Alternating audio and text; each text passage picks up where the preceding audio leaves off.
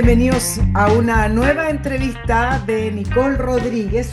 Hoy vamos a entrar en un tema que vale la pena revisar a propósito de las campañas electorales, de las campañas políticas y la guerra sucia.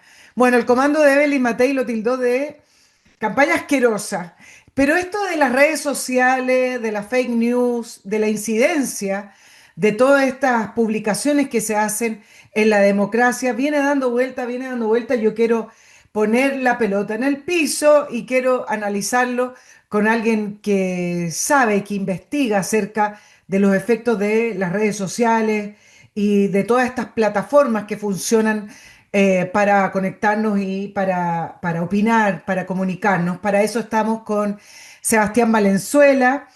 Él tiene muchos títulos, voy a decir solo algunos. PhD de la Universidad de Texas en Estados Unidos, es profesor asociado y director de investigación y creación de la Facultad de Comunicaciones de la Universidad Católica, es investigador asociado de algunos paneles internacionales que yo ya le voy a preguntar directamente, experto en comunicación política, periodismo y medios sociales. Todo eso es Sebastián Valenzuela para poder entender. Tenemos esta noción de que las redes sociales sí impactan, sí influyen, pero yo no sé si en el voto, en lo concreto y en el cambio de opinión y de decisión de las personas impacta. Todo eso vamos a estar conversando. Sebastián, bienvenido a la entrevista de Nicole Rodríguez. Gracias, Nicole. Gracias por la invitación. Muy necesario en estos tiempos. Antes de comenzar, unas menciones de nuestros auspiciadores por los cuales estamos vivos. Comienzo con Oxibiota, este producto maravilloso que elimina los malos olores. ¿Cómo lo hace? Matando las bacterias que producen el mal olor. El mal olor no es un aire que viene, que entra y viene cargadito, no, no. El mal olor en cocinas, baños, jardines, alcantarillas se produce porque ahí se está descomponiendo la materia orgánica. ¿Cómo se descompone? Por bacterias. Hay que matar esas bacterias. Y eso es lo que hace Oxibiota con esos polvos que lo diluye en agua según las instrucciones y usted vierte sobre el lugar que está saliendo el mal olor. Es ecológico, no mata las cañerías, no mata las plantas, no mata su infraestructura, lo que mata son las bacterias. Déjese de usar spray, incienso, velitas, deje los perfumes para usted. Cuando hay mal olor, Oxibiota, www.oxibiota.cl. Y les recuerdo también Método EVE, estas máquinas de última tecnología que están en estos centros de estéticas de Método EVE en Concón, Vitacura y Los Ángeles, que lo que hace, que es diferente a otros centros de estética, que además sus máquinas atacan zonas particulares del cuerpo. Es decir, flacidez, grasas localizadas, celulitis, piel de naranja, todo eso que nos sale con dietas, incluso usted portándose bien, sin alcohol, corriendo, haciendo todo by the book, ahí queda pegada en el cuerpo y en su figura esas zonas que no nos gustan. Bueno, Método EVE lo hace posible, modela su figura. Y lo más importante, 20% de descuento para quienes vayan a Método EVE. Usted puede llamar o entrar a la web y decir que vienen de la entrevista de Nicole Rodríguez. Contacto arroba método EVE con h, eve.cl, pero la información la tienen en pantalla. Sebastián, yo sé que tú has hecho una serie de investigaciones, a eso te dedicas, y voy a comenzar por el final. ¿Las redes sociales, las plataformas, impactan en la decisión política, es decir, en el voto de una persona? ¿Hay estudios que puedan señalar eso?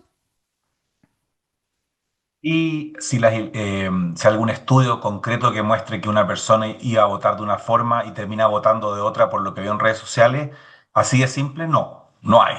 Y en el fondo eh, es muy difícil que haya porque el voto es confluyen demasiados factores eh, para determinar por qué alguien vota. Pero lo que sí está muy demostrado es que con independencia de si inciden directamente en la decisión del voto de una persona, las redes sociales tienen un gran impacto en las elecciones y en la campaña y en todo lo que antecede a que una persona vaya a votar. Entonces, quizá lo que uno podría pensar es de que si hay un impacto, eh, ese impacto funciona por montones de partes distintas. Y eso de repente es más importante y a veces hasta entretenido de ir elucubrando y qué es lo que ha encontrado la evidencia. Vamos a ir por parte desgranando esta nueva, yo no diría amenaza, sino desafío. La democracia siempre tiene amenaza. ¿Será un dictador o ideas totalitarias? En su momento, en la Guerra Fría, las ideas del socialismo eran una amenaza a la democracia. ¿Por qué hoy pareciera ser? Es simplemente pareciera, te lo digo, porque hay veces que cuando uno pone las cifras en el piso no están así. ¿Por qué pareciera ser que estas plataformas y estas redes sociales desafían o son una amenaza mayor a la democracia, Sebastián? Hay un dato que probablemente es como la respuesta más obvia, pero también la más evidente, que es que se usan mucho.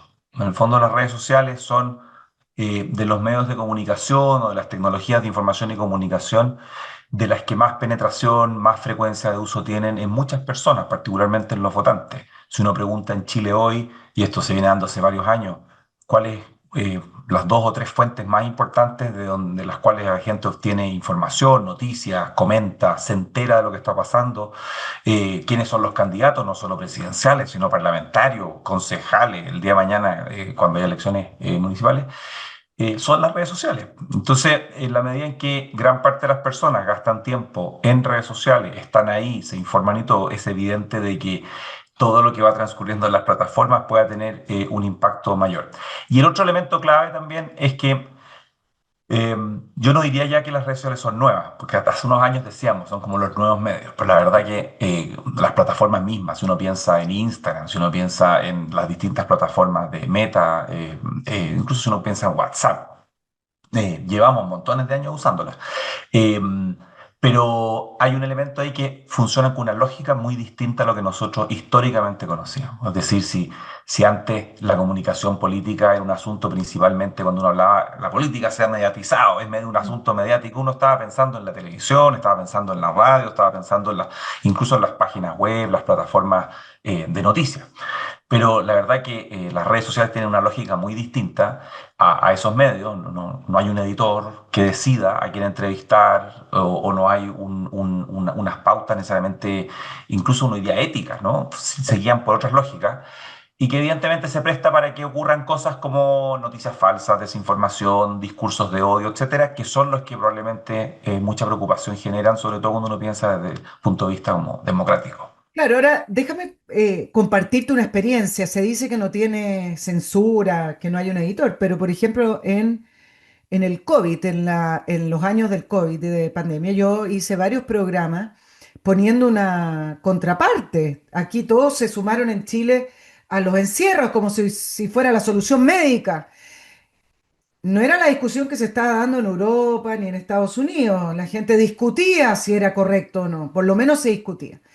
Y yo levanté varios programas con algunos médicos muy valientes que se atrevieron a cuestionar los encierros y me los bajaron.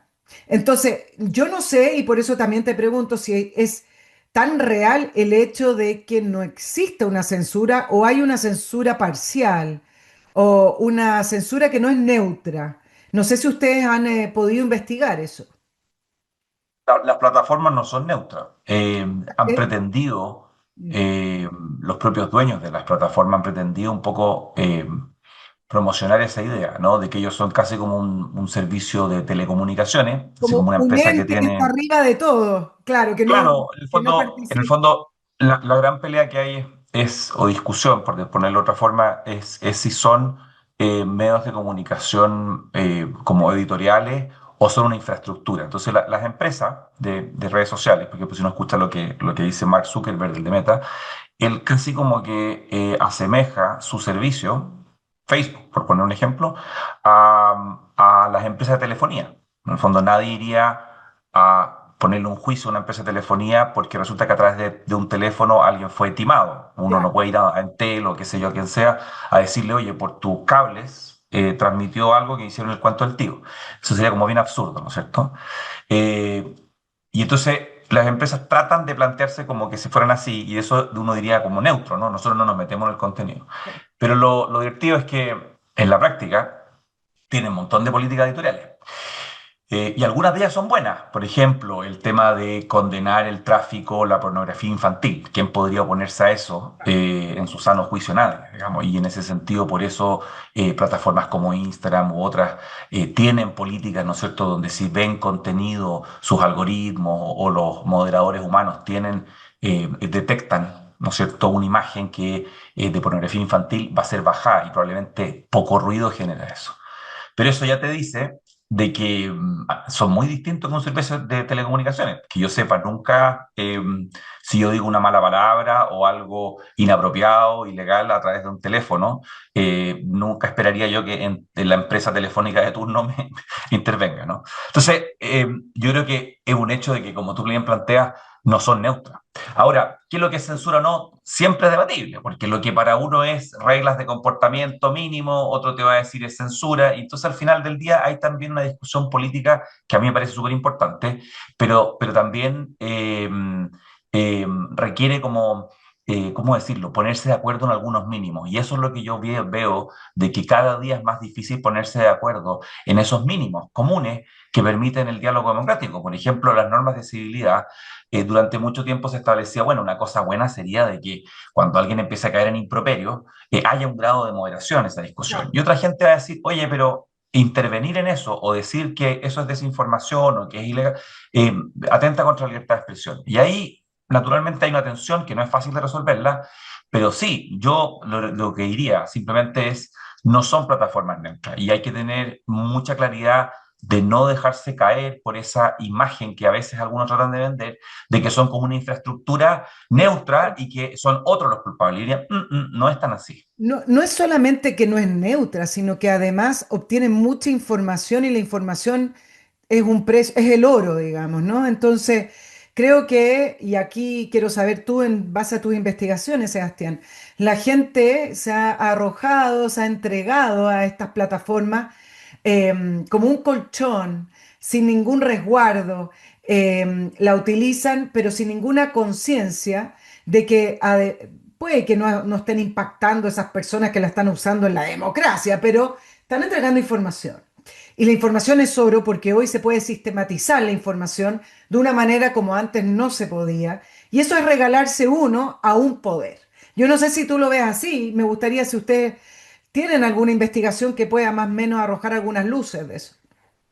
Nosotros hace varios años llevamos monitoreando lo que se conoce como los grados de alfabetización digital, hoy, o como podríamos llamarle, como la capacidad que tienen las personas, las habilidades que tienen para de distintas cosas, ¿no? Uno, por ejemplo, operar todas estas distintas plataformas, que es como la parte más básica, ¿no? Como casi como el conocimiento del software, por decirlo así, pero también, por ejemplo, la capacidad de poder analizar críticamente el contenido, es decir, poder entender de que no todo lo que aparece en una plataforma por aparecer ahí es verdadero, ¿no? Que es lo que ocurría mucho, y tú hablabas del ejemplo de la pandemia, ahí era muy claro, ¿no? En momentos de incertidumbre, la gente rápidamente va a buscar información y el problema es que cuando tú no sabes destilar bien cuáles son las buenas fuentes de las malas fuentes de información o las fuentes de calidad versus las de baja calidad, vas a verte expuesto a contenido que probablemente no es factual.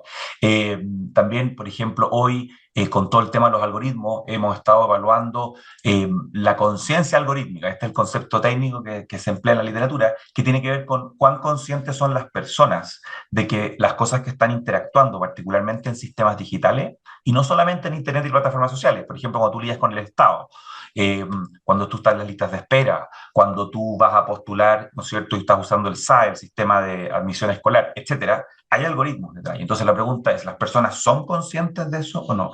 Y cuando uno evalúa todos estos distintos eh, índices, indicadores, yo te diría que hay dos cosas que nosotros hemos concluido. Una, claro, y esto es como la parte negativa del asunto, efectivamente hay unas brechas de conocimiento, de habilidades, de alfabetización muy grandes. Es decir, hay muchas personas que no tienen mucha claridad dónde están parados y así todo usan mucho las plataformas y son las que más se ven expuestos a una serie de problemas como regalar sus datos, caer en víctimas de estafas y todo ese tipo de cosas. Y eso está, por ejemplo, muy concentrado en los adultos mayores, en zonas rurales, personas con bajo nivel socioeconómico, etcétera, ¿ya?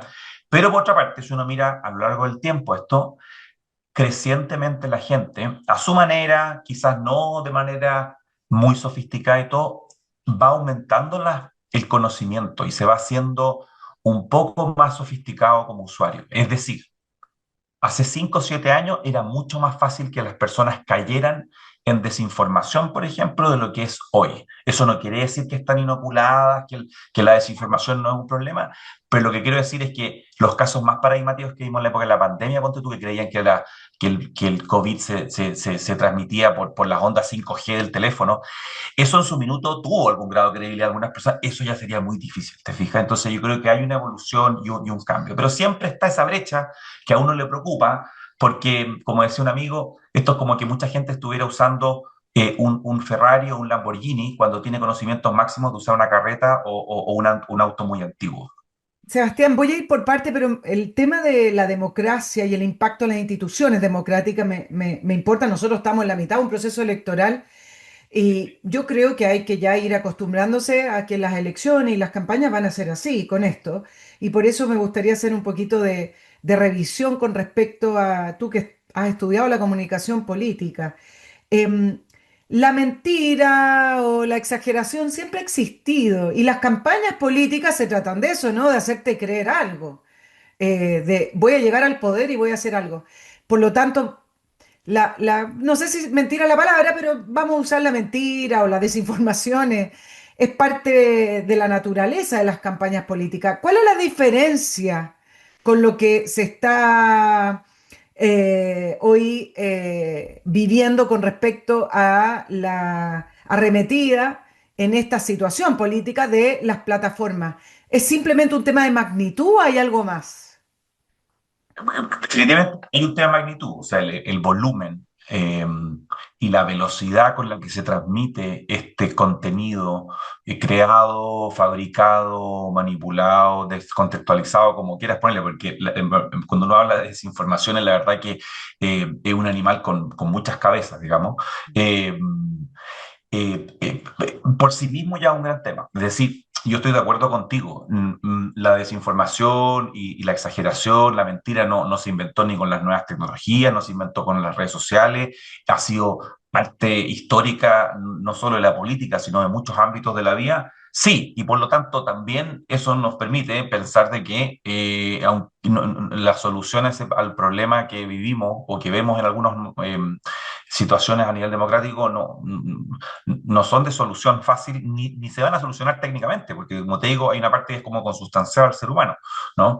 Pero el volumen y la velocidad, eso sí es distinto. O sea, como nunca hoy tú tienes sistemas donde ni siquiera con hay intervención humana, eh, hay granjas de bots, ahí tú puedes programar inteligencias artificiales para que estén permanentemente inundando la esfera digital con contenido que puede ser verdadero como también puede ser falso, es decir, como parte, como una extensión, digamos, de los esfuerzos de una campaña, sea cual sea esta campaña. Eso no se había visto nunca en la historia. Entonces yo diría que eso es un primer como gran hallazgo. O sea, el tema de la magnitud uno podría decir, bueno, pero es solo un tema de escala. Es que es una escala sin precedentes.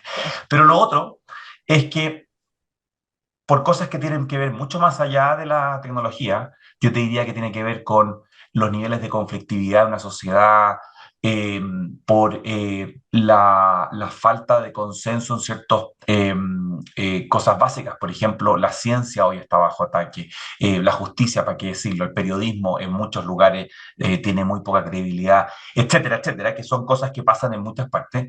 Eso ha hecho de que lo que esté pasando en redes sociales, en inteligencia artificial, en tecnología, se dé en un contexto en el cual los niveles de conflictividad son tan altos que lo que ocurre es que lo que transcurre en redes sociales se amplifica en efectos negativos en el resto de la sociedad, que si viviéramos un contexto de menos polarización, de menos división, de más acuerdo, probablemente sería el problema menor. Es decir, no es que se inventa el problema con las redes sociales, pero las redes sociales vienen a desarrollarse en un contexto donde son muy útiles para profundizar estas crisis que tenemos en otros ámbitos que no son provocadas por las redes sociales, pero que las redes sociales como que las promocionan o las amplifican, que es como la polarización, la extremización de los discursos, etcétera. ¿Cuándo comenzó la llamada posverdad, la era de la posverdad? Mm. Empezó antes de las plataformas, ¿cierto? Bueno, es difícil. Yo a veces yo he usado ese término en algún minuto. Yo creo que entre quienes estudiamos este tema, eh, ¿cómo decirlo? No es que haya ido pasando de moda, pero también hay que ponerle como coto a la idea de que vivimos totalmente en una era por la verdad. O sea, también sigue ocurriendo de que los datos importan. Tanto importan, piensa tú la campaña presidencial que tenemos en este minuto en Chile, donde temas como el déficit fiscal son muy importantes en el debate y ese déficit fiscal, si tú te fijas, la división no es si existe o no existe. Hay un consenso generalizado, incluso en el oficialismo, de que es un gran problema. Podrán haber debates en torno a cómo solucionarlo, de quién es la culpa, más o menos, pero ahí tú te das cuenta de que las cifras que produce la Dirección de Presupuesto, el Banco Central, etcétera, sobre económica, solamente por ponerte un ejemplo, eh, pueden debatirse, pero no vivimos totalmente como cada uno inventa su realidad. Hay contextos o temas en los cuales probablemente uno sí puede decir que, claro, ya vivimos una era, o sea, como que pueden ser más caracterizados como de posverdad. Pero yo también creo que he combatido un poco esa idea porque de repente suena como muy exagerado y no sé, basta que, mira, la gente va al doctor. Que yo sepa, no está pasando en Chile de que el 90% de la gente que va al médico piense de que lo que le está diciendo esa persona, ah, mira, este es un doctor que está manejado por las redes de las farmacéuticas, lo que me dice, no, voy a ir mejor a Google y que Google me enseñe. No es así. Entonces, en el fondo, ¿cuándo vamos a decir que hoy, mira, sí vivimos una era de posverdad? Yo creo que vivimos en una era donde hay mucho más discusión sobre lo factual, sobre no. Pero decir que vivimos ya en realidades paralelas, yo creo que eso está reservado realmente para grupos muy pequeños de la población, terraplanistas, etcétera. Y entonces, de repente nos podemos entrampar en esta discusión cuando no empezó la posverdad. No lo tengo claro. Te digo, es una metáfora que es útil para destacar algunas cosas, pero yo creo que también a veces confunde un poco más porque nos hace creer de que estamos realmente en un universo muy distinto a lo que conocíamos y yo también veo mucho de continuidad con lo que veníamos de antes. Como te digo, la polarización no la inventó las redes sociales, las noticias falsas no la inventaron las redes sociales y por lo tanto, no sé, ahí yo creo que hay que darle una vuelta más a pensar qué cosas hay detrás, si no son más bien síntomas de un problema que antecede más que una causa de algo Claro, nuevo. tú, Sebastián, en alguno de tus investigaciones y tus informes, que son muy interesantes, hablas de un concepto que me pareció novedoso, yo no lo había leído. Desórdenes informativos, que más bien eso es lo que caracteriza a la era. Me gustaría que me lo explicaras, porque creo que refleja perfectamente la era en la que estamos. Más que posverdad, es un desorden informativo. Exactamente. No es un concepto que hayamos acuñado nosotros. De hecho, hay una investigadora en Estados Unidos que lo ha trabajado mucho, que es la Claire Wardle, y ella habla de este concepto del desorden informativo. Y a mí me parece que es una manera de describir bastante acertada de lo que está ocurriendo. Cuando uno piensa, ponte tú en asuntos geopolíticos, uno habla, ¿no es cierto?, del orden mundial, ¿no es cierto? Entonces, en la época de la Guerra Fría había un orden mundial donde había dos polos, ¿no es cierto? Estados Unidos, la Unión Soviética, y el resto de los países, ¿no es cierto?, más o menos se aliaban a uno a otro. Y después viene, en los años 90, ¿no es cierto?, uno habla de un nuevo orden mundial, que es el momento unipolar, es decir, Estados Unidos con el dominio absoluto, y lo que vivimos ahora, donde muchos plantean que vivimos en un nuevo orden mundial, un tercero, digamos, que es un multipolar, ¿no es cierto?, con Rusia, China, Estados Unidos, etc. Entonces, si uno piensa en este concepto como de orden, bueno, uno podría pensar que en el ecosistema informativo, es decir, entre los donde se produce la información periodística o de otro tipo, y el consumo de esa información, también había como una suerte de orden, ¿no?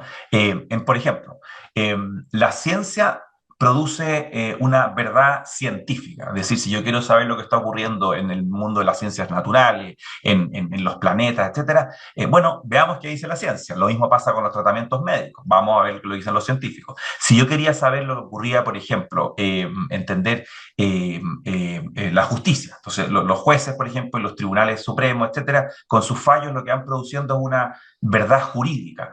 ¿Quién es culpable de un delito? ¿Quién es inocente, etcétera? Bueno, en las sociedades modernas, y particularmente donde hay un Estado de Derecho, uno dice, bueno, la justicia es la que determina. Pues por eso la justicia ciudadana nosotros la combatimos, etcétera. Los periodistas también tenían su verdad periodística, es decir, cuando queremos saber lo que está pasando, una forma de enterarse es también ver los medios de comunicación que con mayor o menor capacidad, etcétera, con sus características, líneas editoriales, pero más o menos había una profesión que se encargaba de reportear y de producir y contarle al mundo lo que estaba ocurriendo. Si tú te fijas, había como unas instituciones, ¿no es cierto? Unas instituciones que producían información en sus ámbitos y las personas con mayor o menor desconfianza, etcétera, pero más o menos navegábamos ese mundo. Bueno, ese orden es lo que vino a ser roto de alguna forma o muy cambiado no solamente por Internet y las nuevas tecnologías, pero particularmente por el mundo de las redes sociales y ahora con la inteligencia artificial generativa, todo indica que va a ser aún más. ¿En qué sentido? En que ahora ya no hay que estudiar una profesión para producir información, en que ahora ya no necesitas necesariamente tener ciertos conocimientos básicos para poder distribuir contenido o para decir que algo se hace o no se hace. Entonces, eso es un desorden, ¿te fijas? Y en ese sentido, uno podría decir que más que posverdad, lo que está ocurriendo ahora es una confusión donde ya no es tan claro quién produce qué, para quién, dónde hay que ir, a quién creerlo o no. Y esa confusión, ese desorden, es probablemente una mejor manera de describir lo que está ocurriendo ahora. ¿Existen estas instituciones que yo describía? Existen. Estamos contigo en este programa. ¿Están los medios de comunicación? Sí. Pero junto a cada una de estas instituciones que tienen muchos años, mucha tradición, etcétera, existe todo un ecosistema paralelo que se gobierna por otras reglas y que en el fondo también participa y la gente le presta atención. Y entonces una persona puede decir, yo ya no voy al médico porque le pregunto todo a ChatGPT. Eso es un desorden. Y a eso es lo que se refiere un poco este concepto, que le lleva desinformación, le lleva, pero le lleva muchas otras cosas más. Y eso hace que, nada, porque sea un momento confuso y a veces que nos pongamos muy nerviosos y nos genere incertidumbre en lo que estamos Claro, viviendo. periodo de transición, me imagino que en algún momento se va a sentar. Yo no sé si se puede calcular o proyectar cuánto puede durar los periodos de transición. Es fuerte el periodo que estamos viviendo, es una revolución.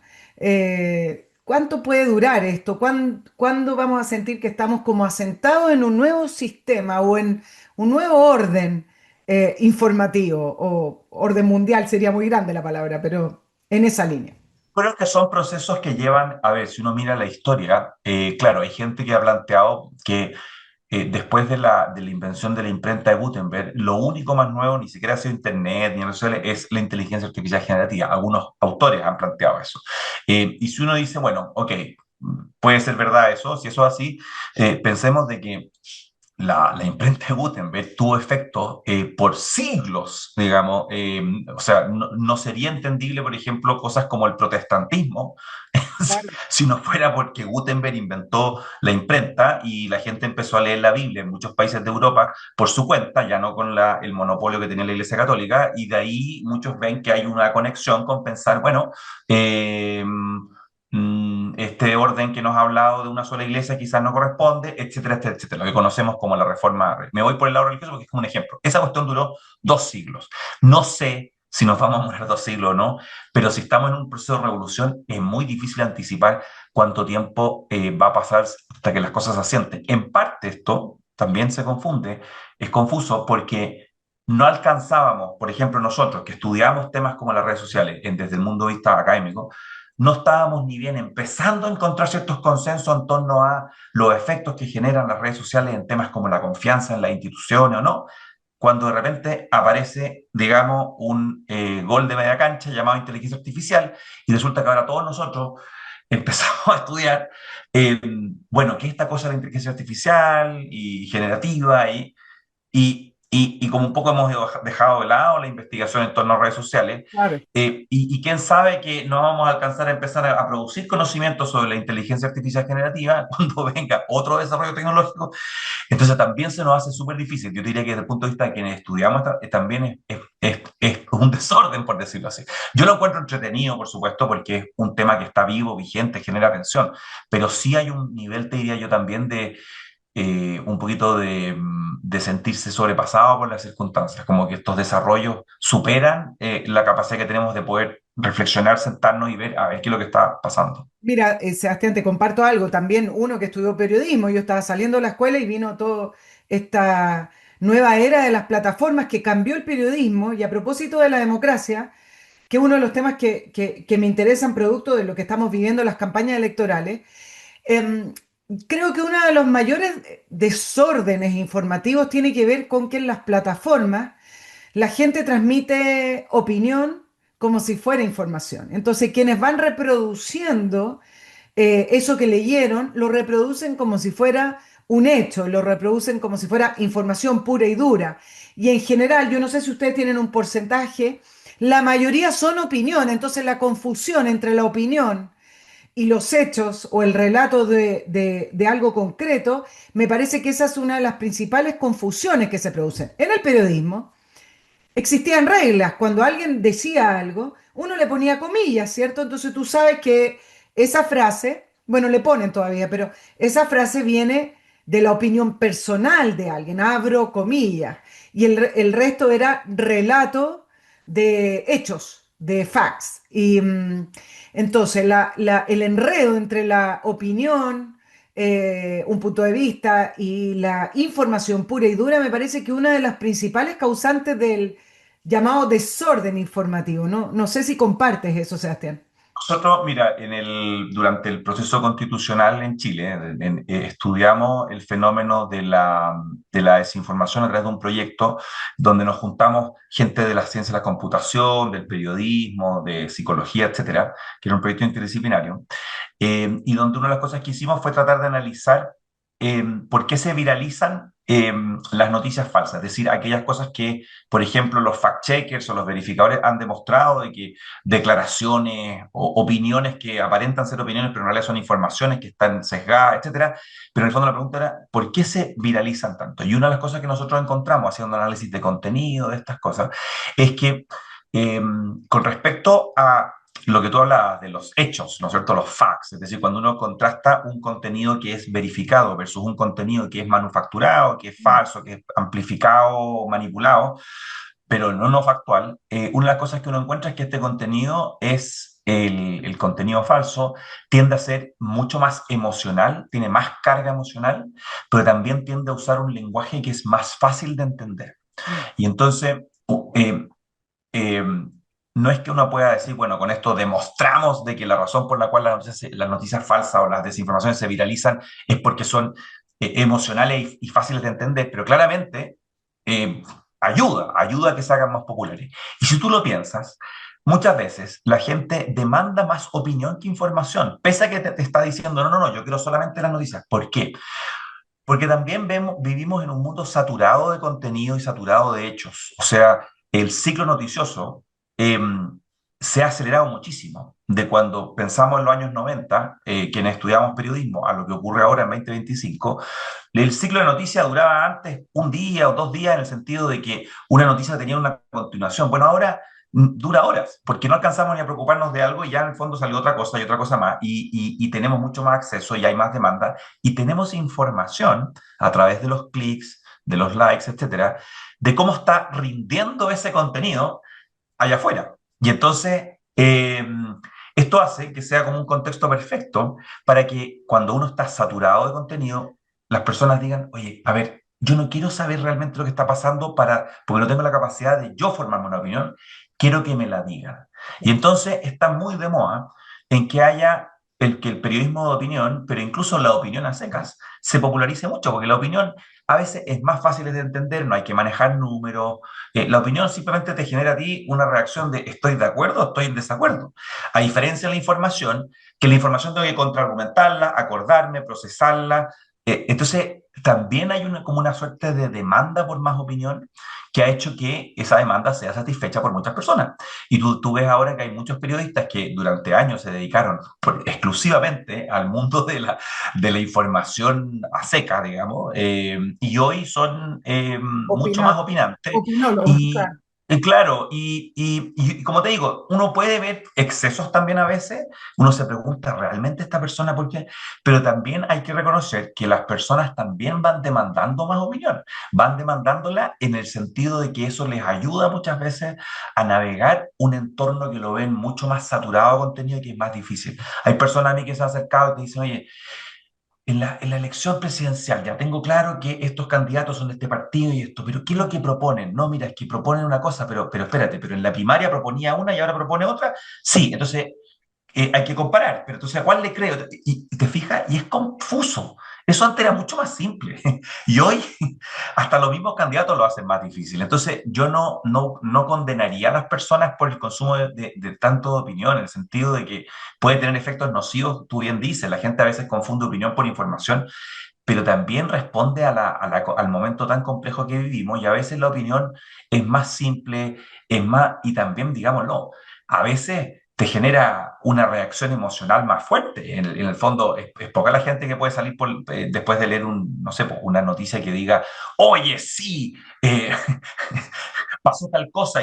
En cambio, distinto es cuando un columnista de opinión, por ejemplo, alguien dice una opinión, es más fácil que tú digas, me da rabia lo que está diciendo o me encanta lo que está diciendo, etcétera. Exacto. Ahora, Sebastián, una vez que se leyó algo que no es cierto, o derechamente una noticia falsa, o una caricatura, no sé, Sí. Cast es fascista, que lo repiten a cada rato, o algo así. No sé si están dentro de la misma categoría. ¿El desmentido o el fact-checking sirve de algo o la gente se queda con esa idea? Sí, no. Nosotros hicimos hace un tiempo unos experimentos, precisamente para contestar esa pregunta, unos experimentos en los cuales lo que hacíamos es con aleatoriamente a un gran grupo de usuarios de noticias en Chile, aleatoriamente los asignábamos a que vieran desinformación con la corrección de la desinformación versus un grupo que no veía ninguna corrección ni ninguna cosa. Y después comparábamos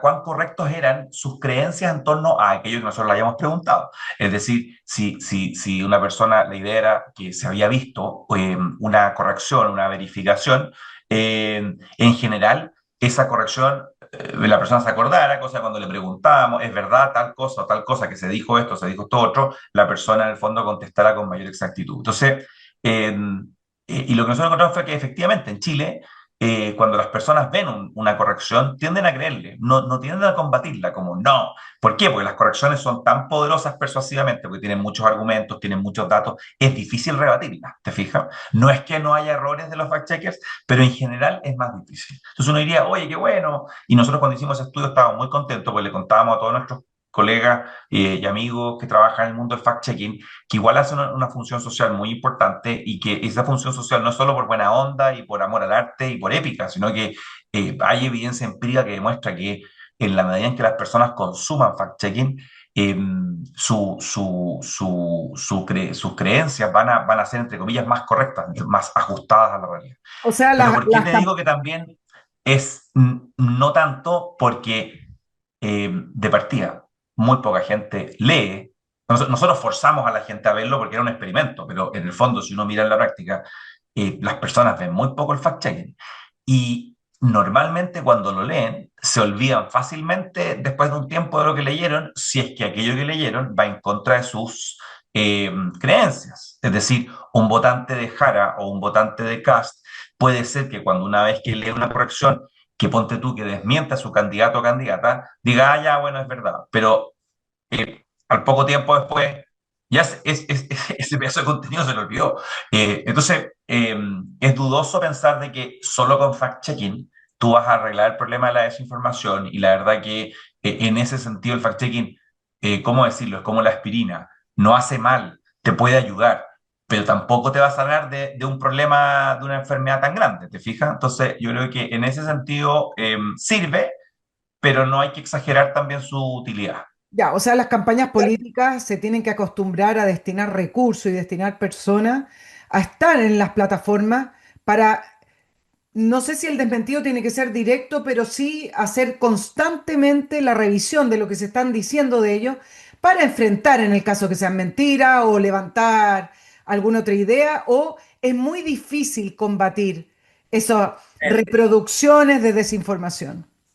Yo creo que sí, o sea, el riesgo de que hay un efecto boomerang, como se llama, que es decir, nadie se había enterado de una desinformación y fruto de que tú te pusiste a corregirla, ahora todo el mundo se entera. Claro. Sí, está. O sea, también hay estudios, yo he leído que han ido mostrando de que en algunos casos no vale la pena desmentir algo que no ha tenido mucho impacto. Si la ven pocas personas, corres más el riesgo de que más gente se vea, con tal de desmentir algo que muy poca gente vio, es como que el remedio puede ser peor que la enfermedad. Pero en otros casos, sobre todo y las campañas saben, cuando hay desinformaciones que están empezando a perjudicar porque mucha gente las está creyendo, eh, es súper importante que salgan afuera a desmentirla porque no es que van a convencer a todo el mundo, pero ayuda. Y sobre todo porque está pasando hoy que el electorado chileno cada día es, por decirlo de alguna forma, entre comillas, más autónomo. Es decir, ya no tiene esa identidad partidaria o esa identidad política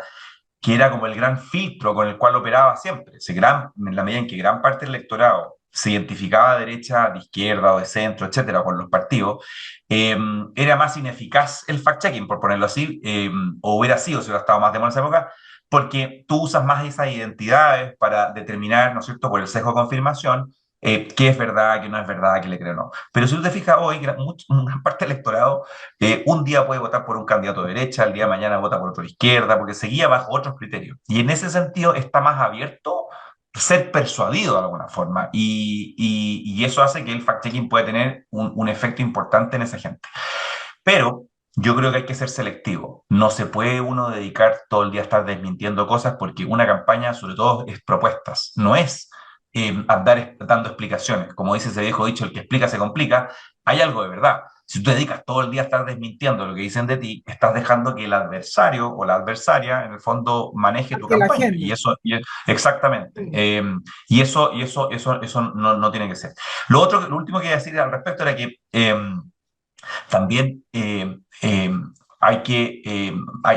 hay formas y formas de hacer las correcciones. Nosotros hicimos una vez un estudio donde veíamos qué es más eficaz. Eh, contar hacer un fact-checking, una verificación diciendo esto es falso, eh, o si convenía decirlo más bien como una afirmación, más que como una refutación. Es decir lo que es verdadero. Entonces, por ejemplo, si tú estás desmintiendo eh, que la Tierra es redonda, que la Tierra no es plana, ¿no es cierto?, con los terraplanistas, la pregunta ahí sería, ¿es más eficaz decir, no, mentira, la Tierra Es no es plana? redonda. O sea, claro, es redonda, o te conviene decir, no hablar de que la Tierra no es plana, sino que más bien derechamente decir, la Tierra es un globo terrestre. Y a la gente en general le presta más atención en lo divertido a las afirmaciones mucho más que a las refutaciones. Entonces, cuando nosotros medíamos, ponte tú, en términos de likes, qué sé yo, las refutaciones generan menos impacto que las afirmaciones. Entonces, decir lo que yo soy te funciona más que decir lo que yo no soy. Y en eso a veces también las campañas se equivocan, porque por tanto estar desmintiendo, empiezan a hablar todo el rato de lo que no son y poco se preocupan de lo que son. ¿Te fijas? Y eso yo creo que también es una lección de comunicación política que es importante que tomen en cuenta también las campañas. Sebastián, hay un tema con las redes sociales y las plataformas con respecto a la polarización que te lo planteo de la siguiente manera. No es solamente un problema de que uno esté discutiendo acerca de una idea y uno dice A y el otro dice B y el otro después empieza con garabatos. La ciudadanía está polarizada. Me parece que una de las principales razones, hay varias, pero una de las principales razones con la polarización viene dada porque cada uno lee distintas cosas. Para poder tener un debate adecuado, tú tienes que estar leyendo lo mismo. Por eso en una sala de clases se puede debatir. El profesor presenta un tema, presenta información con respecto a ese tema, distintas opiniones y se puede debatir. Pero en las plataformas, cada uno lee cosas distintas.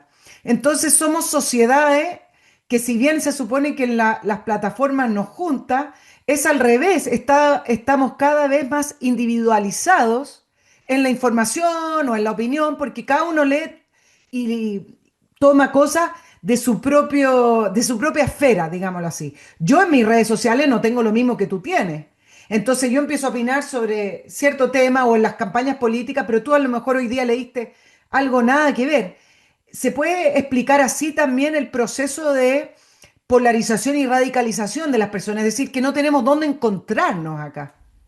No, claro, el fenómeno de la polarización es complejo en parte porque uno dice polarización en qué. O sea, yo también recuerdo, por ejemplo, en los años 90, uno de los temas que se planteaba en Chile y en muchos países del mundo es que había tanto consenso que en realidad las elecciones, por ejemplo, no eran muy útiles para los ciudadanos en el sentido como de poder realmente contrastar cosas distintas. Había como, no sé, pues te acuerdas tú el consenso de Washington. Tú Sí, podías ser de izquierda, de derecha, de centro, y bueno, el sistema capitalista, digamos, está, y la democracia está, y entonces, bueno, ¿en qué peleamos? En cuanto más a seguridad social, cuanto... claro. Ya, entonces también no es bueno, o sea, un grado de diferenciación y de donde haya realmente alternativa eh, es bueno, porque la democracia se trata de poder realmente darle al ciudadano la posibilidad de elegir. Y yo creo que, por ejemplo, la elección que tenemos al frente en este minuto en Chile, donde tenemos tres proyectos con más viabilidad, como el caso de Jara, Cast y Matei, y particularmente que si hay segunda vuelta, que lo más probable es que haya, y que enfrente una candidatura de centro-derecha o derecha contra la candidatura de izquierda, es un escenario que uno puede decir, bueno, ahí realmente las personas no pueden decir da lo mismo por quién uno vota, porque son proyectos diferentes y donde hay alternativas. La pregunta es, ¿en qué minuto la posibilidad de poder elegir de verdad opciones distintas se convierte en un problema en el sentido de que ahora ya no hablamos de diferencia, sino que hablamos de polarización, porque la polarización es como que unánimemente todo el mundo dice es mala, ¿ya? Claro, una cosa es que haya opciones, otra cosa que realmente haya un nivel de animadversión tan grande que poco menos que estemos al borde de una guerra civil. Si uno dijera la guerra civil es como la extrema polarización, ya. Entonces, se hace complejo la discusión polarización porque la pregunta es, ¿cuándo empezamos a estar polarizados? ¿Cuando hay pequeñas diferencias, cuando no hay ninguna diferencia? ¿O cuando hay diferencias, pero estas diferencias no caen en violencia? Bueno, no sé, hay distintas posiciones. Pero lo otro que tú planteabas, que también alimenta parte del problema, es que en lo que se conoce como la fragmentación de las agendas, en el sentido de que históricamente siempre ha habido en las sociedades democráticas, gracias a los medios de comunicación, gracias a los gobiernos que comunican y la opinión pública que más o menos va siguiendo lo que ocurre con mayor o menor medida en los asuntos públicos a través de los medios, tendía a haber un alto grado de acuerdo en torno a cuáles son los asuntos importantes, el famoso fenómeno del establecimiento de la agenda setting. Y era una manera donde la sociedad se pone de acuerdo y decir, mira, hoy nos vamos a preocupar de la educación, mañana el problema de turno es la delincuencia, el día de mañana es otro problema.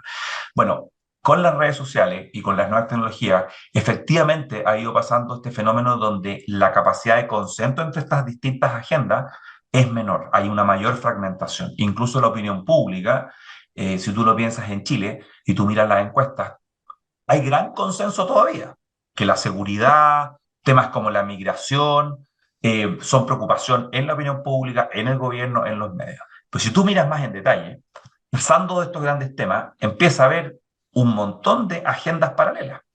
Y luego, cuando entras al detalle de, bueno, pero cuando usted dice que la delincuencia es un problema, ¿cuál es la solución a ese problema? Ahí sí la cuestión se dispara, porque mientras unos están preocupados de una política determinada, el otro está preocupado del B, C. Entonces, eso hace que sea muy difícil ponerse de acuerdo. Y yo creo que el caso más evidente de lo que puede llegar a ser eh, si estas tendencias de polarización continúan, es lo que está pasando en Estados Unidos, donde tú ves un Congreso absolutamente disfuncional, un Congreso que ya ni siquiera tramita, ni siquiera gasta el tiempo en convencer a nadie, digamos. O sea, cada tribu, Partido Republicano, Demócrata, tú dices, eso ya no sirve mucho porque el que Eso que hay dos perjudicado es partidos nomás.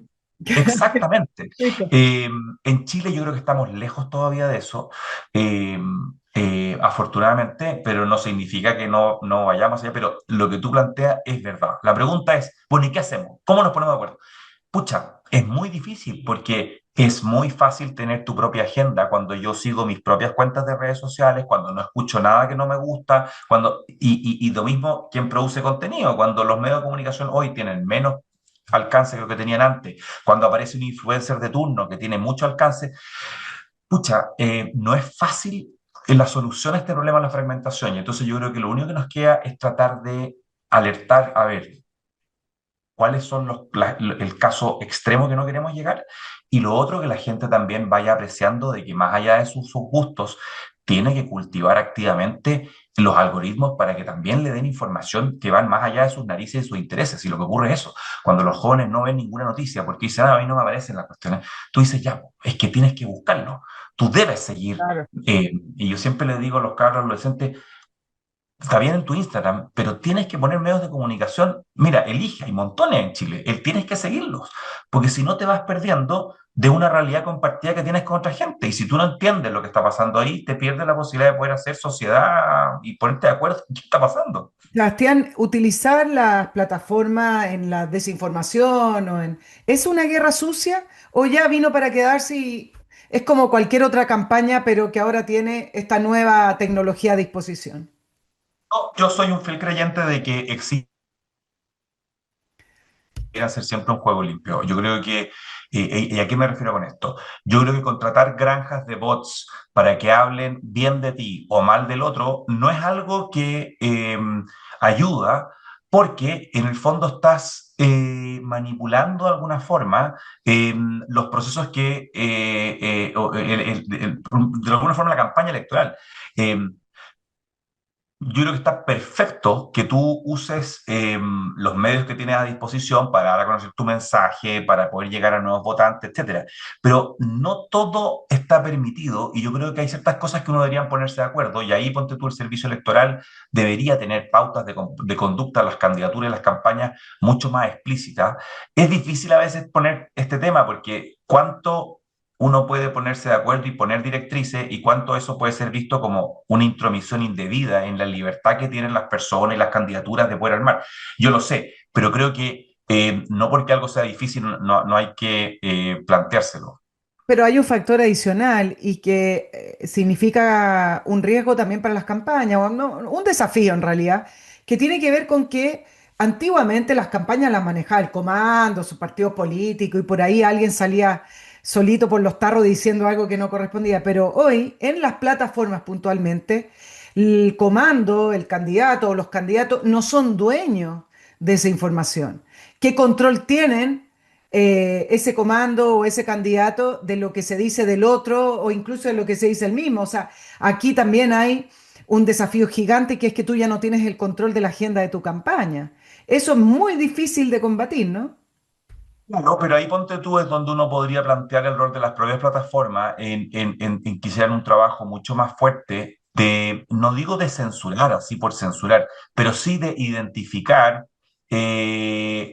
cuando ocurren comunicación o coordinación de estas conductas como inauténticas. ¿Sí? Lo que uno eh, plantea aquí, yo lo que planteo a ver, existen, tú puedes comprar hoy cualquier candidatura, incluso a una federación de estudiantes, que si quisiera, tú puedes contratar en países del mundo granjas de bots, donde lo que ocurre literalmente es una empresa chiquitita que tiene conectados miles de teléfonos celulares, ¿no es cierto?, en un stand así, y cada uno de esos le crea un perfil individual a cada uno de esos teléfonos, y tú por una módica suma o una suma más grande, lo único que hace esa empresa es que coordina todos esos teléfonos que tiene, decenas y cientos de teléfonos, a que posteen mensajes en la plataforma que tú le digas, con lo que tú quieras decirle, una variación del mensaje y una y otra vez con una frecuencia. Entonces tú dices, eso, que es literalmente un ejército de bots.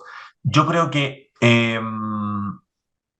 ¿lo puede coordinar una campaña? Sí, lo puede. ¿Lo puede coordinar un ciudadano interesado en apoyar a un candidato del cual el comando no tiene ningún control? También.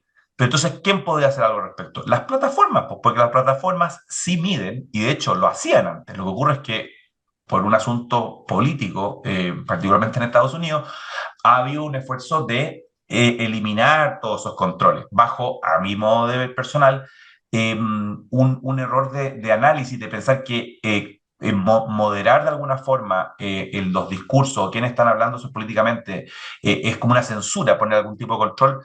Yo creo que no. Pero bueno, hay gente que lo ve como censura, pero creo que ahí las plataformas deben hacer un rol más grande. Y yo, por decirte una forma, eh, la Unión Europea ha estado haciendo muchos esfuerzos por regular, respetando los principios de la libertad en el amplio sentido, con mayor o menor éxito, pero al menos hay un esfuerzo. Yo creo que también aquí a veces se cree y se dice, no, pero es que no debiera regularse porque no hay control y en verdad el riesgo de que esa cuestión se convierta en censura y todo, sí está. Los países de América Latina no tienen un registro muy bueno de libertad de expresión, digamos, pero eh, hay ejemplos y yo creo que la Unión Europea de alguna u otra forma ha mostrado algunos aciertos súper importantes, por ejemplo, en temas de transparencia, en decir a las plataformas, oiga, pero a ver, hagamos una cosa.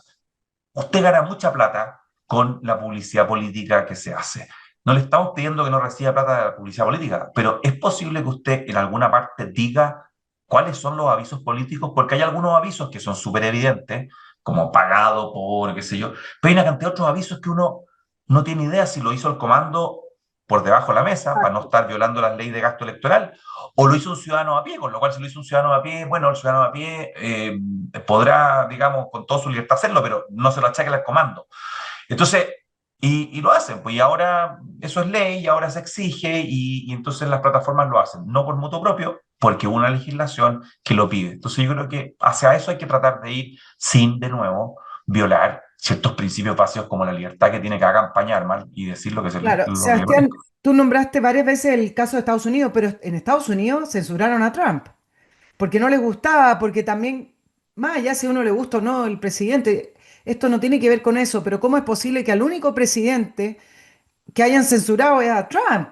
Es decir, aquí había una animadversión, él vino a desafiar a las élites estadounidenses, más allá de que sea republicano, vino a desafiar también a la élite republicana. Y al único que terminaron censurando es a Trump. Eso te dice bastante.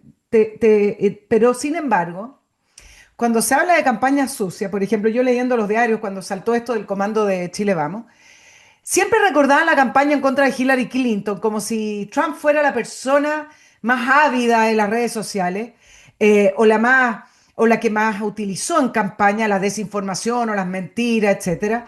Pero si uno se va para atrás, Obama también las utilizaba. Hoy en día tienen otro impacto. Todos la utilizan. La pregunta es si se puede apuntar con el dedo a los gobiernos de derecha o a los gobiernos de izquierda, o esto es transversal. Eh, no, en cierto sentido es transversal, es decir, nadie tiene la propiedad sobre el buen uso, el mal uso, eso es un dato de la causa.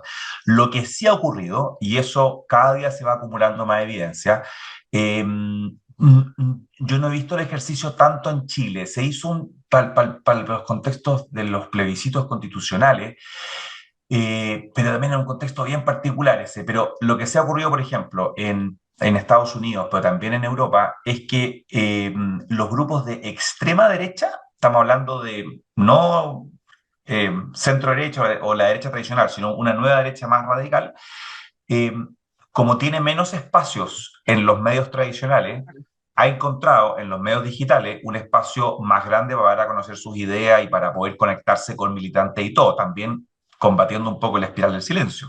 Porque comprenderás que una persona en Chile, y pasa lo mismo en Europa o en Estados Unidos, si sale con una bandera, digamos, donde hay un discurso abiertamente más que uno podría identificar como de una derecha mucho más dura, tiene mucho menos posibilidad de poder hacerlo que lo contrario, digamos, una persona más de extrema izquierda. Entonces, hay una asimetría ahí y eso explica por qué en parte mucho de la evidencia en torno a el uso intensivo de redes sociales para campañas políticas y todo, efectivamente se está dando más en votantes que están o en campañas que uno podría decir que en el espectro político las encuentra más hacia el extremo de la derecha. Pero eh, yo te diría que evidentemente, en la medida en que esas campañas son más digitalizadas que offline, también van a verse afectas a unos discursos donde se puede ver que que la desinformación juega un rol y que los discursos que podrían ser considerados de odio juegan más un rol, pero como todo, es muy difícil, porque lo que para uno puede ser una plataforma súper válida, como decir, controlemos la inmigración, para otros grupos políticos va a decir, eso es antimigrante, ergo es anti, no sé. Entonces, yo creo que nada, es súper, yo creo que no hay que caer en la caricaturización de decir, este sector es súper desinformador y este otro sector es como inocente. Yo creo que hay que centrarse en los casos concretos y en el hecho, más allá de las personas, y decir, hay ciertas cosas que no nos gustan. Si desinforma a la derecha, a la izquierda, al centro, arriba, abajo, mira, está mal. Eh, y no es prerrogativa de nadie poder decir este sector, por el mero hecho de tener ciertas ideas, está condenado, digamos, porque ellos desinforman. Yo creo que eso es un planteamiento errado. Sebastián, ¿hay alguna plataforma que sea más influyente que otra? Para efectos de campañas políticas. Sí, sí, efectivamente. Y ahí funciona la influencia como en varios niveles. Por ejemplo, lo que era Twitter, hoy X, mucha gente ya la ha descartado porque dice, bueno, la ve muy poca gente y es gente súper politizada y no vale la pena. Bueno, precisamente porque tiende a ser una red muy politizada, es que tiene un rol mucho más importante de lo que uno creería viendo los números de usuarios. Ahora, entonces, es una campaña, lo que ocurre en X y en Twitter es relevante. Eh, si uno mira ahora desde el punto de vista de qué plataforma representa mejor al electorado, claramente X no, porque evidentemente muy poca gente la usa, ¿te fijas? Y ahí mucho más importante, ponte tú, es Instagram, TikTok y todavía Facebook, a pesar que mucha gente dice, no, Facebook ya murió, si uno Un mira, dinosaurio le sigue digo. siendo una plataforma muy usada y sobre todo en los votantes arriba de 45, 50 años. Eh, entonces, yo diría que en términos de volumen, de exposición, claramente algo que aparece en Instagram, en TikTok o en Facebook, tiene mucho más chances de hacerse viral, por ejemplo, que algo que apareció solamente en X. Con respecto al periodismo que estuvimos hablando, ¿tú crees que el periodismo tal cual como lo conocemos o como yo lo estudié, yo terminé de estudiar el 98, está destinado a extinguirse tal cual como lo conocemos? Las plataformas vinieron a cambiar el ADN del periodismo y ya no va a haber vuelta atrás. Creo que, mira, esta es una pregunta que incluso nosotros los que estamos en la universidad nos preguntamos mucho, comprenderás, porque de alguna otra forma estamos preocupados de formar profesionales de las comunicaciones y entre ellos obviamente los periodistas. Yo creo que, a ver, la función del periodismo en términos de una industria y una profesión que se dedique con exclusividad a contar la actualidad, eso tiene demanda y va a seguir existiendo por mucho tiempo. No se ha descubierto una forma distinta hasta ahora, una vez que ya apareció, que la reemplace. Si tú lo piensas, el periodismo tiene siglos y no es porque estaba atado a una tecnología en particular. Ha sido su satisfacción, digamos, de la necesidad de informarse, el periodismo la satisface porque cumple una función que otras no lo hacen. Yo creo que en ese sentido, no sé si es una garantía de por vida, pero se le ve un largo porvenir. Ahora, lo que sí cambia, y está cambiando de una forma bastante brutal, es la forma en que se produce ese periodismo y la forma en que se consume. Y eso sí tiene mucho más signos de interrogación. Por ejemplo, ¿significa que el periodismo como una posibilidad comercial va a dejar de existir? Esas son las tipo, preguntas que uno se está haciendo. Eh, Quizás el periodismo el día de mañana va a ser visto como una función de utilidad pública, casi como un servicio que debería ser gratuito, constituido por algunas fundaciones sin fines de lucro y algunas, porque lo que sustentaba el periodismo como negocio, que es la publicidad, uno está viendo que es un mercado que está en flujo, que es más pequeño hoy de lo que era antes. Otros dicen no, lo que va a pasar es como un proceso de destrucción creativa, por decirlo así. Eh, Donde muchos actores pequeñitos van a desaparecer, pero van a sobrevivir unos grandes. La parte, como te digo, la forma en que quiénes van a ser los actores que van a participar de esta industria, eso es lo que yo creo que está más en duda.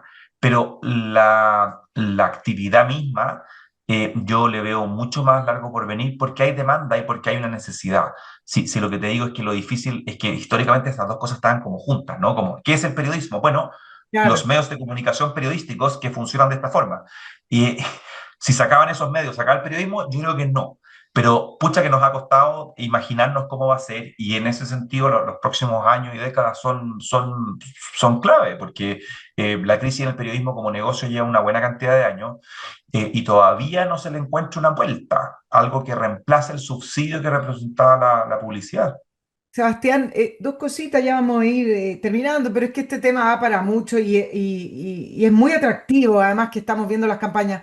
De lo que has visto de las campañas hasta este momento, la primera vuelta recién viene en noviembre y viene la elección parlamentaria, pero ¿te parece que las campañas políticas en Chile están al día en cómo utilizar las plataformas o no, todavía no saben mucho cómo utilizarlas a su favor. De lo que yo he visto, tú eres el experto, me parece que le falta bastante todavía, pero quiero saber tu opinión. Mira, es fácil pegarle a las campañas, ¿eh? Y decirles, pucha, son poco creativos y todo, pero también hay que entender de que hay un tema de recursos, y no solamente económico, sino que también recursos humanos. Lamentablemente, la gente que está dispuesta a participar en política hoy es menos de lo que había antes. Es un negocio que, perdón, una actividad, por decirlo así, difícil. Es más pequeñito, menos plata, por decirlo así. El Estado ha pasado a ser el gran pagador de estas campañas, hay que decirlo. La gente no lo sabe, pero así es. Entonces, eh, yo creo que eh, no es casual entonces que, dado esas restricciones, o esas condiciones, claro, uno piensa desde el punto de vista del contenido, no todas las campañas tienen una comunicación profesional, por decirlo así, como uno esperaría. Pero hay algunos atisbos de cosas interesantes. Por ejemplo, si uno mira lo que hacen las campañas como Mateo Cast en TikTok, o lo que ha hecho en Instagram, un poco la campaña de Jara, o tratando de combinar actividades online con offline. eh, yo creo que no son tan distintas, por ejemplo, de lo que hacen muchos afuera. Y entonces, no es que lo afuera sea un benchmark así, muy, pero algo te sirve. No, no estamos tan perdidos tampoco. Yo creo que también hay que ver donde se juega la comunicación política y la franja publicitaria y todo lo demás, es en la recta final, no ahora.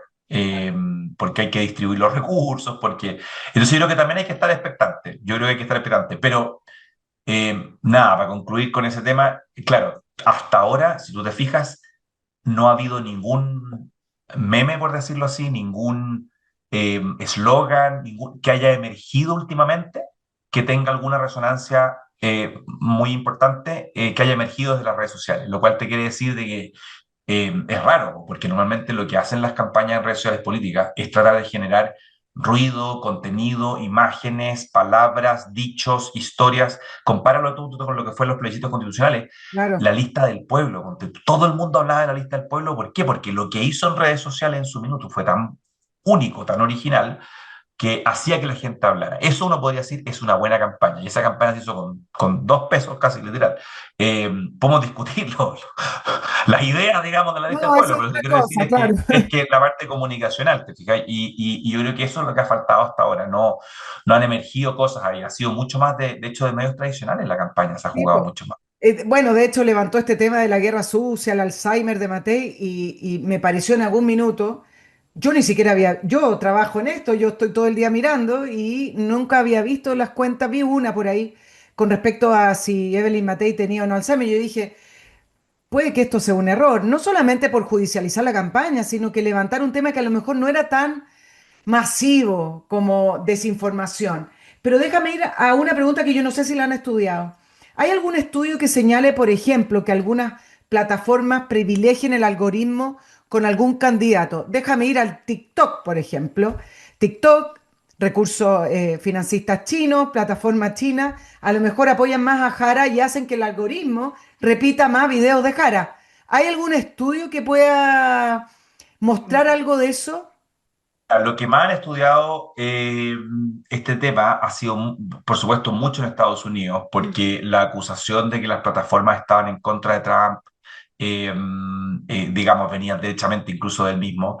Y hay varios autores como independientes, por decirlo así, porque las plataformas hacen su estudio, pues uno siempre se pregunta, claro, los intereses que hay ahí detrás, pero, y han tratado de buscar la pregunta de si hay una cosa artificiosa que haga que el contenido crítico de una candidatura salga más, o más bien es orgánico. O sea, porque si uno hace un análisis de contenido, uno podría decir, mira, la candidatura, por ejemplo, de Evelyn Matei, su cobertura es mucho más negativa que positiva, estoy inventando ya, pero si yo Sí, hiciera un sí. análisis de eso, si yo hiciera un análisis de los contenidos de comentario en TikTok y dijera, mira, en TikTok la gran mayoría de personas critica a Evelyn Matei y favorece y critica a Kast y favorece a Jara, uno no puede partir de ese dato y decir, ah, bueno, quiere decir entonces que TikTok favorece, porque la pregunta es, ¿Será que la población que participa de TikTok, que son mayoritariamente jóvenes de estratos económicos medio hacia abajo, de menores de 35 años, quizás ellos son votantes duros de Jara? Vaya a saber uno.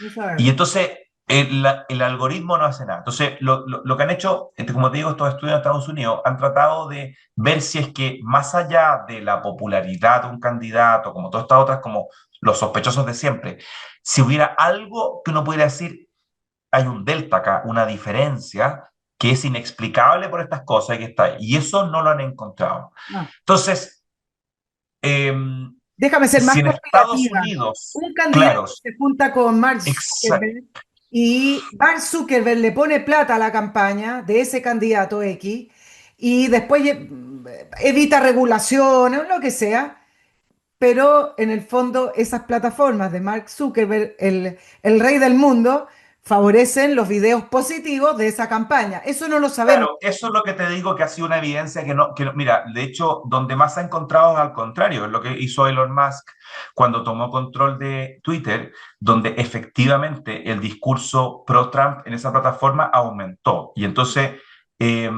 muchos veían, decían, bueno, Musk tiene que haber arreglado el algoritmo para que haya discurso más favorable a su posición, que es pro-Trump. Pero es difícil también esa conclusión porque también ocurrió que en la medida en que Musk fue tomando control de la plataforma y a su vez fue eliminando los programas de fact-checking y fue eliminando la moderación de contenido y quitándoles todas las como, controles que tenía antes Twitter, también hizo que mucha gente abandonara Twitter. Y la abandonara porque hicieron esta plataforma ya no me representa, no me interesa, es muy violenta, es muy agresiva, qué sé yo. Y entonces los que fueron quedando, perdón, y otra gente a su vez que está de acuerdo con el gobierno de Trump o de acuerdo con el señor Musk, fueron volviendo, que se habían ido antes, volvieron. Y entonces también la población de uso de la plataforma cambió. Y entonces de nuevo viene la pregunta. El señor Musk, que no solamente apoya a Trump, participó en su gobierno, que su plataforma promocione más a Trump, lo hizo porque él se puso a jugar con el algoritmo y dijo, quiero esto, o también hay mucho de como movimientos políticos naturales o no. Imagínate que en un caso tan obvio como ese, tú no podrías decir, todo el interés del mundo de Musk es hacer que su plataforma sea favorable a su gobierno, porque él es parte del gobierno, tampoco es tan claro, porque al final, entonces, yo ahí me declaro un poquito más ingenuo, a pesar de que alguien suena como que ingenuo en Sebastián, pero digo, hay que ver la evidencia. Es muy difícil que una plataforma, solamente digo esto, se ponga abiertamente a manipular políticamente el algoritmo por dos razones. Una, porque si se llega a descubrir esto, tiene un golpe a su credibilidad y al riesgo de que lo regulen muy alto. Si el gobierno de turno cambia, lo van a regular. Y lo segundo, no necesita hacer tanto esfuerzo para lograr igual de que en el fondo, si favorece una campaña o no, ello ocurra. Por ejemplo, el señor Musk lo hizo cuando él anuncia de que Twitter era demasiado pro-demócrata, no necesita ponerse a manipular el algoritmo para lograr que más gente se ponga a hablar y otra gente se vaya. Entonces, lo que te quiero decir Bueno, es que además, no, Trump volvió a la plataforma también, po, a la red social, volvió. exacto, y entonces es difícil. Yo, de verdad, a ver, no es que no haya campañas de desinformación, no es que no haya, existe, hay evidencia que el gobierno de Rusia, que esto en otras partes del mundo, no sabemos tanto en Chile, pero eso no, pero ponerse a pensar de que hay una conspiración detrás, de que el gobierno chino favorece la campaña de Jara, yo creo que no es que sea descartable 100%, pero yo me preguntaría cuál es la evidencia que tendríamos que tener al frente para concluir Claro. aquello. Y siempre es súper difícil. Y entonces, frente a eso, hay que seguir explorando, sí. Pero creo que no se puede simplemente porque no encontramos evidencia decir, seguro entonces qué ocurre, porque No, eso ya me caemos en parece el plano de la válido especulación. preguntárselo hasta que Claro, haya una evidencia que te lo responda. Ahora, en la época del COVID, Sebastián, de hecho, pidieron disculpas en el Congreso norteamericano las plataformas porque evidentemente confabularon, lo digo confabularon en el sentido que se pusieron de acuerdo con el poder político para poder estar de acuerdo con los contenidos que marcaba el poder político, vacunas y encierro. Y cualquier contraposición o una idea contraria bajaban el contenido, pidieron disculpas. Hay todo, ya pero ni en el siquiera un fondo, problema de evidencia, lo declararon en el sí, Congreso. Ahí pero está incluso la lo de las primera muestra de que vacunas. sí se ponen de acuerdo con los poderes. Pero No, no cabe duda, por eso yo te decía que no son neutras, pero hay que distinguir eh, si las plataformas, por ejemplo, como ocurrió en la época de la pandemia, deciden de que van a seguir la línea de la Organización Mundial de la Salud, donde se promueve el uso de las vacunas y que en el fondo el contenido antivacuna va a ser etiquetado o va a ser bajado, eso es muy distinto, mi modo de ver, que decir, bueno, si las plataformas hicieron esto con las vacunas, seguro que lo hacen por una candidatura particular, porque son dos fines distintos. En uno está basado en la ciencia, el otro está basado en preferencias políticas. Y creo que es una diferencia. O sea, a mi modo de ver, creo que sí nos podemos poner mucho más fácil de acuerdo en los beneficios o los perjuicios de algo científico como las vacunas, a ponernos de acuerdo, ¿no? Que no corresponde además en las preferencias que tienen las personas para por quién votan o quién no vota. Entonces, en ese sentido, sí, la posibilidad está y lo que tú dices es verdad. Yo creo que es un hecho. Las plataformas el día de mañana se le ocurre a un señor y yo creo que ya Musk lo hizo. Musk convirtió a Twitter en un brazo armado políticamente de la derecha norteamericana. Lo hizo compensando no lo que ven las otras plataformas, yo creo que los votantes verán y cada uno podrá discutir con sus valores si está bien o está mal. Pero incluso en ese caso, yo te digo, pensar de que hay como un poder detrás que él está diciendo, yo quiero perjudicar. Mira, puede ser él, pero no sé si las otras, y no sé si en el caso de Chile, Chile es tan relevante para los chinos como para decir van a beneficiar por TikTok a Jara o no. Pero vaya a saber uno, yo creo que hay que, Oye, hay yo que puse el ejemplo, investigarlo. por si acaso para los auditores, puse el ejemplo de TikTok por dar un Sí. ejemplo. Tengo que ir terminando, tengo tantas preguntas, pero te voy a liberar antes de hacerte la última pregunta, que para mí lo resume todo. Les recuerdo Patreon, que es la plataforma para financiarnos. Por favor, ustedes hagan el trabajo de motivar a más personas para que nos apoyen. Sin ese apoyo no podemos seguir adelante con el programa. Entran a Patreon y buscan la entrevista de Nicole Rodríguez. Y les recuerdo el mail del programa nicolperiodistachile@gmail.com. Auditores, auspiciadores, críticas y alabanzas, todo es bienvenido, pero es la manera que tenemos de comunicarnos. No podemos contestar todo, no nos dan las manos, no nos da la cabeza, pero ni el tiempo, ni los recursos. Somos muy poquitos acá. Pero escríbanos, de repente por ahí es usted la persona a la cual vamos a contestar. Mira, Sebastián, voy a resumirlo y te lo voy a poner desde otro punto de vista, el tema del arribo de las plataformas. Se dice que una ciudadanía informada, siempre se decía, es clave para el buen funcionamiento de la democracia. Y hoy en día que se habla de la desinformación y de la posverdad y este desorden informativo como lo estuvimos hablando durante el programa, yo me pregunto y me cuestiono si acaso esto es al revés, en el sentido de que hoy la ciudadanía está mucho más informada y producto de que está mucho más informada, la democracia es hoy una casa de cristal en la cual desconfiamos de las instituciones porque las instituciones funcionan como funcionan los seres humanos, corruptos, bien, a veces mal, a veces más o menos.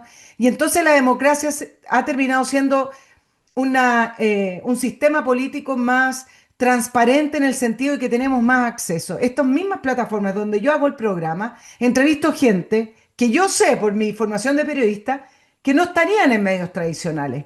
Y a veces sí tienen algo que decir y algo que decir importante. Entonces a lo mejor hoy la ciudadanía está mucho más informada, mucho más alerta de lo que ocurre en su sistema político y eso mismo ha hecho que sea una amenaza a la democracia porque nos dimos cuenta que no era perfecta y que funciona con los errores humanos y con la ambición humana y con la corrupción humana.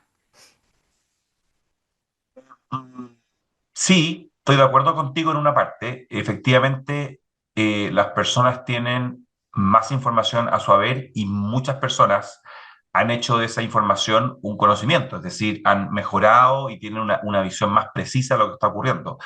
Eh, y eso tiene muchos beneficios. Uno de esos beneficios es que hoy es mucho más transparente, es más difícil, por ejemplo, para ciertos políticos o ciertas instituciones, etcétera, poder llevar adelante ciertas prácticas reñidas contra la legalidad, como lo podían hacer antes simplemente porque había opacidad. Es mucho más fácil que la gente denuncie, es más fácil que esto se dé a conocer. Entonces, pasar, como se decía, piola, hoy es más difícil desde el punto de vista de los asuntos públicos, no cabe ninguna duda. Y en ese sentido, uno dice que bueno, quizás tenemos una democracia que es más, entre comillas, verdadera, por decirlo así. Esto es lo que somos, ¿no? Como un espejo más nítido, ¿no?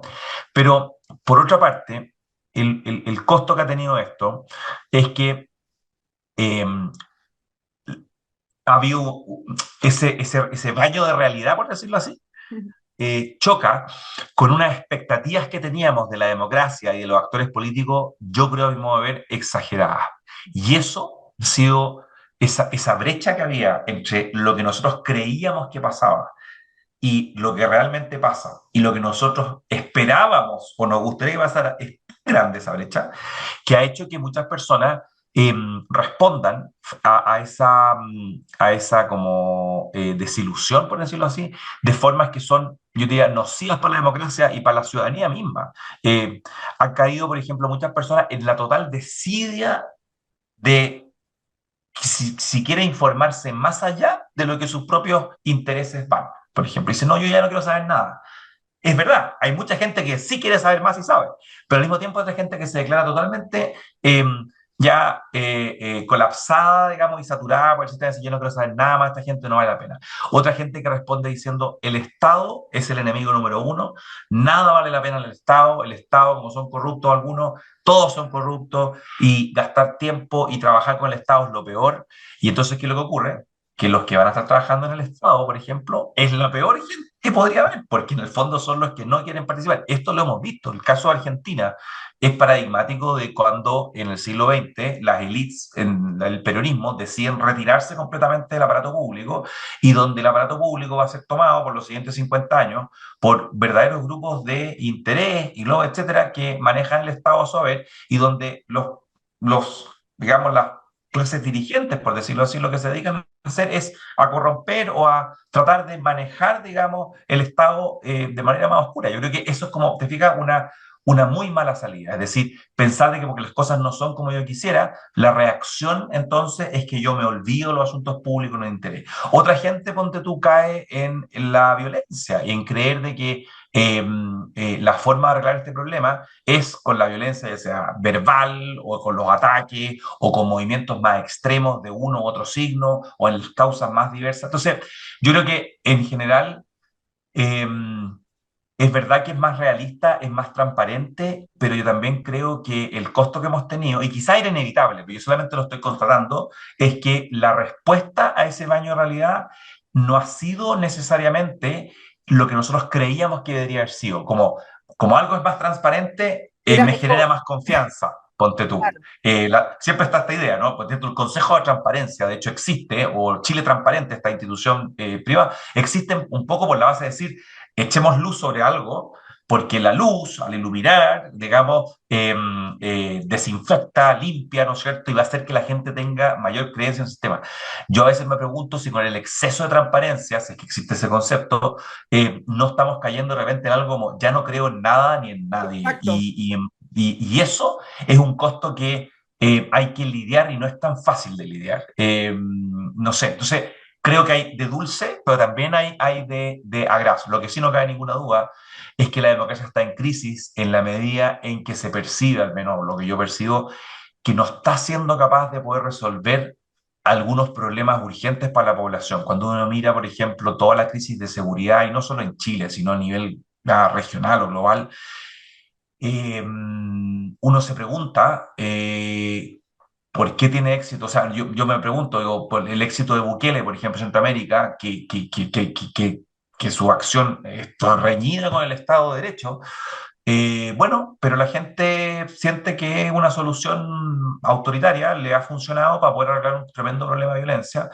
Y eso es un gran fracaso para la democracia, esa cuestión, porque es una solución a un problema que no fue hecho desde la vía democrática, a mi modo de ver, eh, pero es la consecuencia natural de cuando...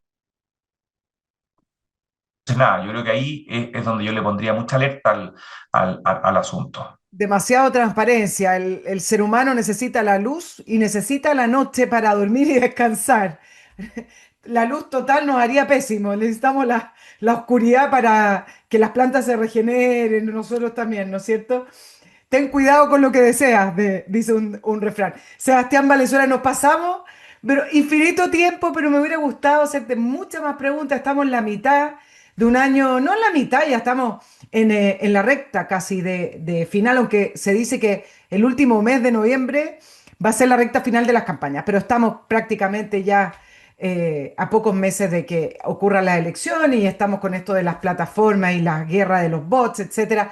Sebastián era la persona ideal para hacer ese análisis más en profundidad, quien más conoce cómo se maneja esto de la comunicación política y las plataformas. Sebastián Valenzuela, profesor asociado y director de investigación y creación en la Facultad de Comunicaciones de la Universidad Católica, experto en comunicación política, periodismo y medios sociales. Sebastián, que tenga un muy buen día y muchas gracias por estar en la entrevista de Nicole Rodríguez. Un encanto, muchas gracias, que les vaya muy bien. Nos vemos la próxima semana, que estén bien. Chao, chao.